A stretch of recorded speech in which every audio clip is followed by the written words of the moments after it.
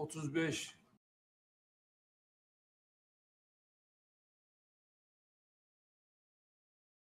gerekse ikinci dönemde Türkiye-Amerika ilişkilerinde farklı bir süreci yaşıyoruz. Kendilerinin de az önce ifade ettiği gibi gerek F-35 konusu, gerek F-16 konusu, gerekse Halk Bankası'yla ilgili aramızdaki ilişkiler konusunu bugün etraflıca görüşme fırsatı bulacağımıza inanıyorum. Heybeliada okuluyla ilgili ise orada üzerimize ne düşerse biz onu zaten yapmaya hazırız. Dönünce de Sayın Bartolomeo'yla bu konuyu görüşme fırsatı bulacağım. First, Mr. President, I am very pleased that this visit actually coincides with the 80th UNGA. So I am very pleased to be here with my colleagues and friends. And as we have said, during the first term of your presidency and during your second term, we are able to carry Turkey and U.S. relations to a much different level and process. And as you've said, we have an opportunity here today to be able to discuss some of the issues regarding the F-35, the F-16, and also the Halkbank case, and we will have an opportunity to thoroughly discuss them.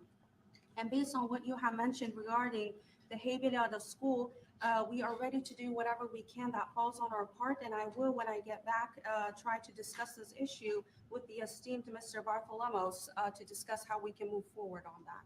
Okay, very good. I would like to be able to do that.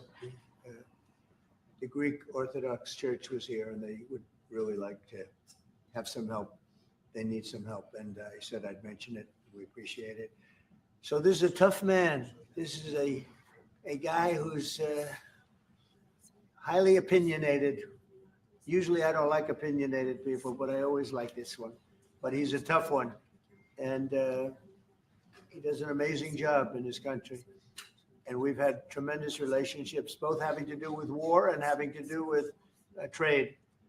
And I guess today we're talking about both. I'd like to have him stop buying any oil from Russia while Russia continues this rampage against Ukraine. And they've been fighting. They've lost millions of lives already. And for what? You know, for what? It's disgraceful. And I said yesterday, let it keep going because their economy is absolutely terrible right now.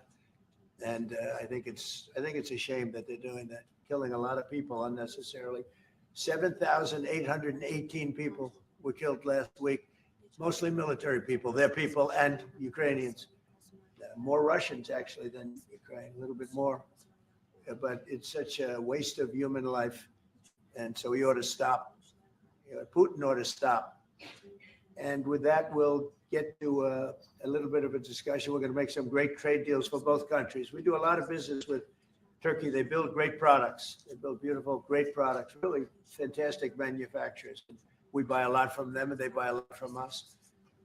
Would you have any questions, please? Thank you very much. You repeatedly called out Obama and Biden administrations for their stupid decisions. One example you gave was refusal to sell the Patriot missile defense systems to Turkey, which resulted in the expulsion of the country from the F-35 program. Now, you are known to be a great deal maker in Turkey. What can you do to undo the stupidity? Yes, CNN Turk. CNN? Well, because you sounded like a nice guy, but CNN is fake news. I mean, but you sound like the real deal to me, so I'll answer the question. We're going to be discussing the Patriot system, which is the best system. We'll discuss that. We're going to discuss the F-35. We'll be discussing all of the things that you know about and that some of that you mentioned. And I think he'll be successful with buying the things he'd like to buy. What concrete steps can you take? Well, we'll have to see. We haven't even started yet.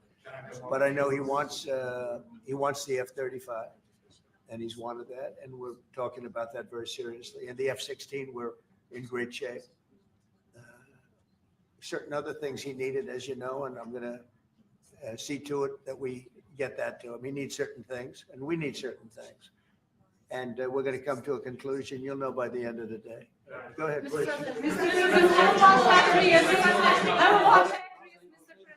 Sayın Cumhurbaşkanı, Siz Başkan Trump'ın ne kadar barış için çabalar gösterdiğini daha önce de söylemiş bir cumhurbaşkanısınız. Ve siz de bölgede birçok ülkeyle, birçok liderle görüşmeler, kontaklar kurabiliyorsunuz. Bu konuda birlikte nasıl çalışabilirsiniz gelecekte? Buna inandığım için zaten bunları söylüyorum. Birlikte el ele bölgedeki bu sıkıntıları aşacağımıza da inanıyorum. Mr. President, on tariffs, When are you planning to lift I haven't learned this language yet. What did he say? The gentleman is asking, Mr. President, you have referred to President Trump's peace efforts, and you have also contact with many leaders in the region. And what do you think that you can do about this? And Mr. President has said that, yes, I believe in the peace efforts that President Trump is leading, and together we will be able to overcome the challenges in the region. I think it's true. He's got tremendous influence in the region. Yeah, please. Mr. President, when are you planning to lift Katsa sanctions against Turkey? Against sanctions against Turkey? Katsa sanctions. Could be very soon. Mr. If we have a President, good meeting, almost immediately. President Erdoğan is removing tariffs on U.S. foods, and what impact it would be in U.S. production? Where are you from? Turkey. I see. We have a lot of people from Turkey here. We are Because I like the questions very much, actually. They're very nice questions. And we'll see about tariffs. We're going to be talking about tariffs. We already removed them. Well, we're going to be talking about that.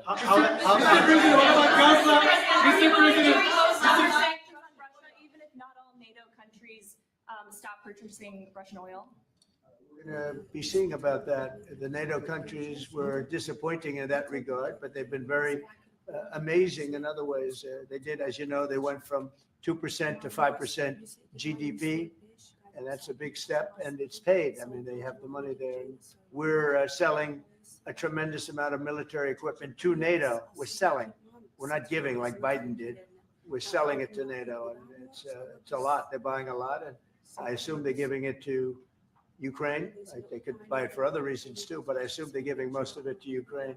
But they're buying highly sophisticated weaponry, and they're paying for it full price. And that's how we're involved. Biden gave $350 billion. Look, this war would have never started if I were president. If I were president, this war would never be happened. Would have never happened. Yeah. Mr. President, I would like to ask about Gaza. Are you on the same page, Mr. Erdoğan, for Palestine, Israel? Well, I don't know his stance. I can't tell you about that. I just say that we want to get Gaza over with. I had a great meeting with the leaders of that area, of that region, generally speaking, the Middle East. We had a great meeting the other day at UNGA, as you know, and I think we're close to getting some kind of a deal done. Yeah, we want to get the hostages back. I have to get the hostages back.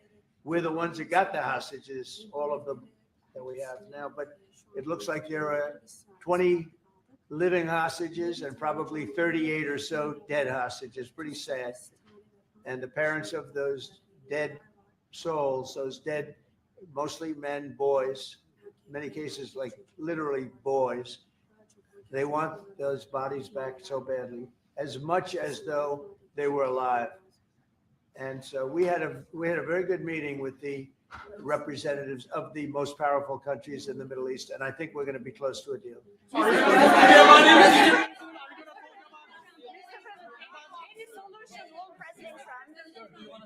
Mr. President, we've noticed that in the Ukrainian war and during the Israeli-Iran war, the airspace of the NATO countries is very fragile, and it needs to be stronger. And in that sense, Turkey being the second largest army in NATO, it needs to support its air force and air defense.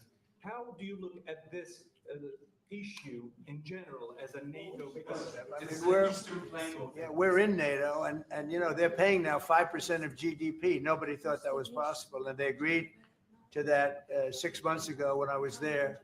And the relationship is very good. The NATO countries, with us, is the strongest it's ever been. We used to complain that they're paying 2%, but they're not paying. The United States was paying almost everything, and now they're paying 5%, and they paid. And that's trillions of dollars. You know, we're talking about trillions of dollars. And they're spending that, giving that money to us, and we are giving them great defensive, the Patriots and all of the different javelins, all the different missile systems and everything else that they want. But it's, it's trillions of dollars. So we appreciate that they did that. So they went from 2% to 5% of GDP, and that was something that nobody even would bring up. Biden should have brought it up a long time ago, because under Biden, we paid $350 billion, and all it did is make things worse. So we'll see how. 35 to Turkey.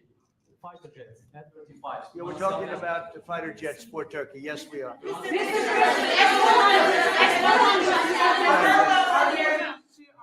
to see any step is going to be taken today about the issue, about the things are going on in the Gaza, Palestine? Are we going to? It could be today. Yeah, could be today. We have a very strong dialogue going on with Saudi Arabia. With, I would say, you have 4 or 5 real leaders that are being good. As you know, I met with Qatar, Saudi Arabia, UAE. We met with Jordan. The King of Jordan was there. We had a really great meeting. I think a lot was determined at that meeting.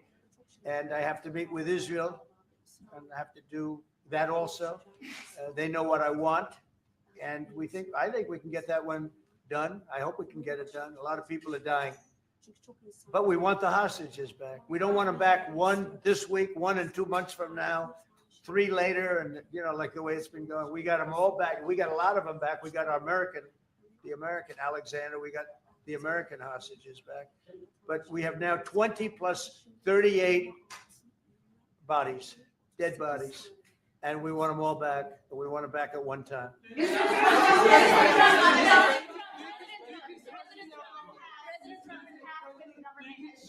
President Erdoğan will help to release the hostages? Do I think what? Do you think President Erdoğan will help to release the hostages? I don't know if he'll help in that. I don't really think I don't think it'll be necessary in this case. I think we're going to be in a pretty good position. There are a lot of people that want that done. I met with great leaders. Look, you saw the people that were there, and great leaders. Egypt was also represented. We met with the leaders of that part of the world, and they want to see if they can get something done. And I'm going to have to tell Israel, let's go. We want to get the hostages back. Everybody wants to see that war over with, by the way. Everybody. So we're going to see what happens. Mr.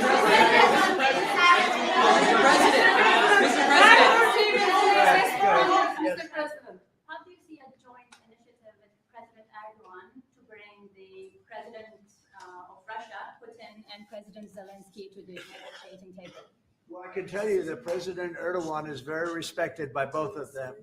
Everybody respects Erdoğan. They really respect Erdoğan. I do. And I think he could have a big influence if he wants to. Right now, he's very neutral. He likes being neutral. So do I like being neutral. But he's somebody that if he got involved, the best thing he could do is not buy oil and gas from Russia. If he did that, that would be probably the best thing. He knows Putin like I know Putin. I thought Putin, I settled, as you know, 7 wars, and it's probably more than that if you really want to know the real facts, but 7 wars, and I thought this would be among the easier ones to settle. But I'm very disappointed in Putin.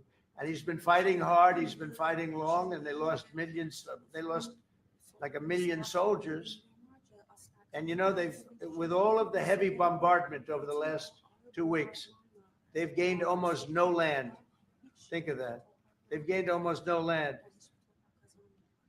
And I'm not going to ever call anybody a paper tiger, but Russia spent millions and millions of dollars in bombs, missiles, ammunition, and lives, their lives. And they've gained virtually no land. I think it's time to stop. I really do. A few months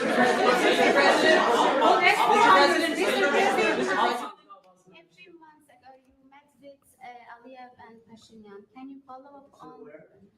You met with Aliyev and Pashinyan, Azerbaijan President Aliyev and Pashinyan. Can you follow up on what you want to say about current No, I can't. I Mr. President. I like this guy. I like him. He's from CNN. Fake news, the worst fake news, but I like him. So it's CNN Turkey. Syria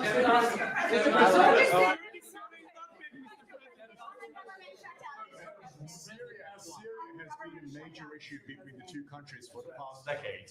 And you said the future for Syria is in Erdogan's hands back in, I think, December and January. And the countries are in the process of integrating regional fractures into the main government. When do you want to see that happen? Well, I think President Erdogan is the one responsible for Syria, for the successful fight in ridding Syria of its past leader. And I think this man is responsible. He doesn't take the responsibility, but it's actually a great achievement. They've been trying to do it for 2,000 years. I said, he does it. He did it. I mean, they're your surrogates. I think you should take the credit for it. I told him, take the credit. For 2,000 years, you've been trying to take over Syria. He took over Syria, and he doesn't want to take the credit. You know, all of those people are his surrogates. But the leader of Syria, the new leader, as you know, I took sanctions off in order to let them breathe because the sanctions were very strong. But I think we should have a major announcement today. He was responsible for that victory. It was a victory for Turkey because they've been fighting, as you know, for like 1,000 years. And it never went, you know, it was back and forth, but he's responsible for that. So he would have a lot to say with respect to Syria. But at his request, I took, and the request also of the King of Saudi Arabia, it's very interesting, and Qatar, they said, if you could take the sanctions. We had very strong sanctions.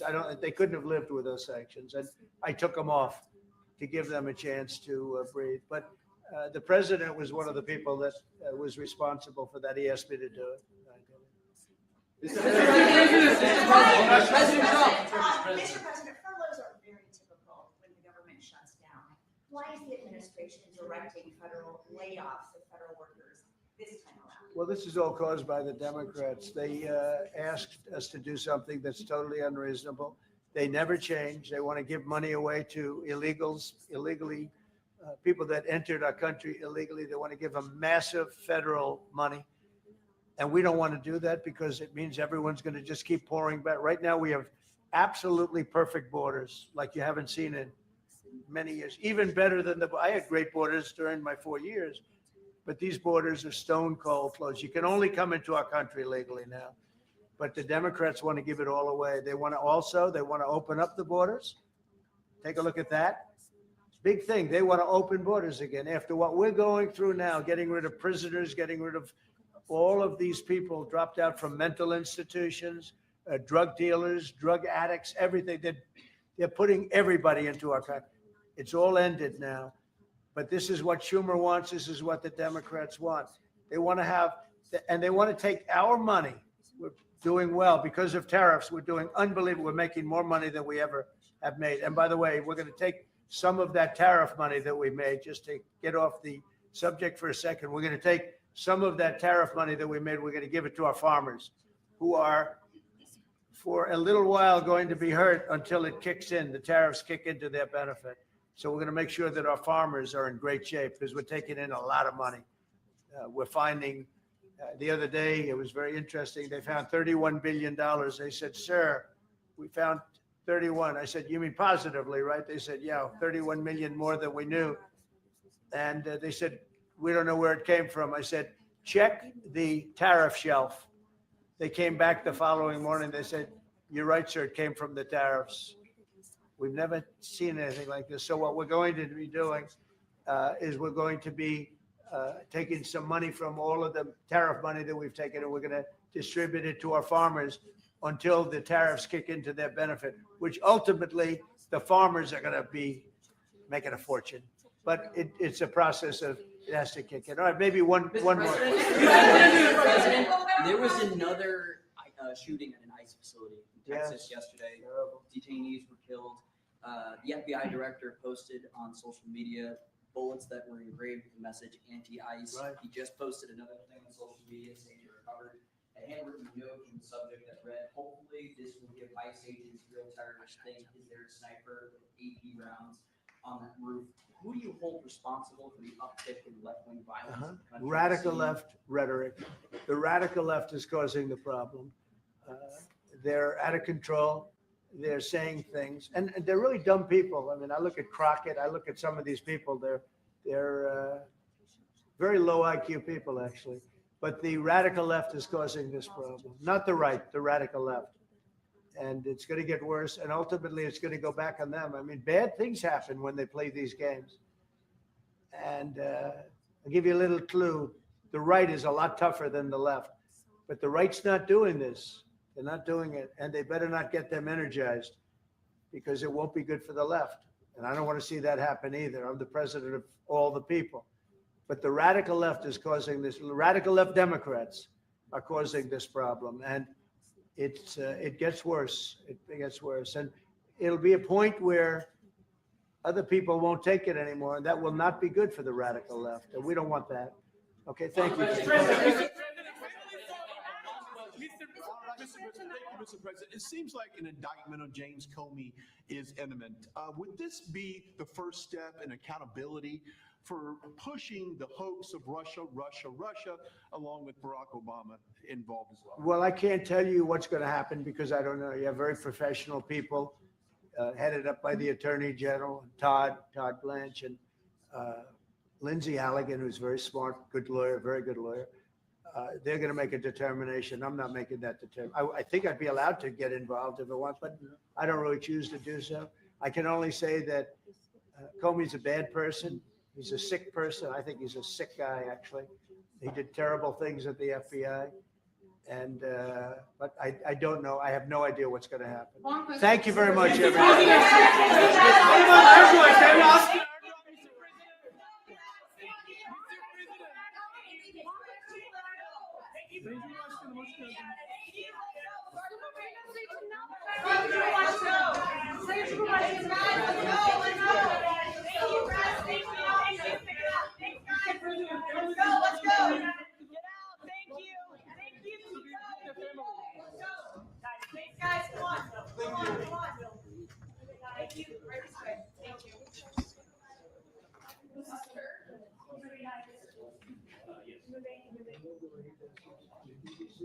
Thanks, guys. Let's go.